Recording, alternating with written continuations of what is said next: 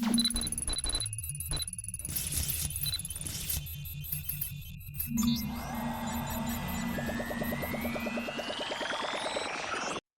alaikum wa rahmatullahi wa barakatuh. Wannan shi ne video namu na 24 a cikin wannan series da muke yi mai suna koyi Power BI. Kamar yadda na faɗa, insha Allahu zai bayani akan Power BI tun daga farko har zuwa gwargwado abin da ya kamata a ce mutum ya sani a ciki. Idan ba za ku manta ba, video namu na ƙarshe mun yi bayani ne akan DAX na weekday. Yau insha Allahu za mu yi bayani ne akan DAX na end of the month, EO month shi ne sunan wannan DAX. Wannan DAX ɗin yake yi yana returning na last day of the month da kake so after a specified date da ka bada.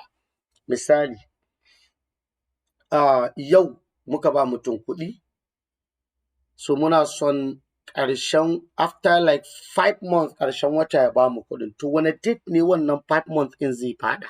So zai faɗa mana exact last day of the month na 5 months ɗin da muke so ya biya mu kuɗin.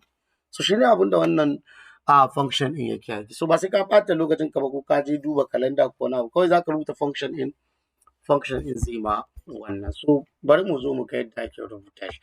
So idan za ka rubuta wannan function ɗin kawai za ka rubuta, bari in kira shi EO month ko end of the month is equals to EO month, open bracket, sai ka sa start date. Maybe yaushe aka bada bashi. Let's use today column. Ya kasance za mu amfani da today na September 2nd, maybe rana aka bada kuɗin. So from September 2nd, how many months kake so a biya ka kuɗinka? So let's say October, November, let's say 3 months. Misali 3 months. So I'll put 3. Then ka closing bracket sai ka danna enter. So zai baka exact date inda zai faɗa after 3 months na date inda ka bashi kuɗin. September ne muke. So October, November, December, da haka zai faɗa 31st December 2025. Kun ga abin da ya bamu 31st December, end of the month. So abin da wannan function ɗin yake yi kenan. Function ne mai kyau, function ne mai daɗi, especially wanda suke tracking na loan tracking sheets da sauransu. Wannan zai taimaka sosai, ko kuma waɗanda suke creating activities, kana so ka san cewa after like 6 months wani date ne wannan so activity zai faɗa, ko wanda ya za ka yi planning na abubuwanka based on end of the month.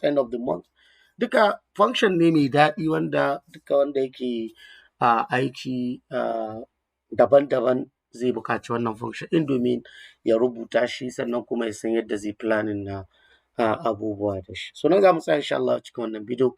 Da fatar Allah ka samu dace. Wassalamu alaikum wa rahmatullahi wa barakatuh.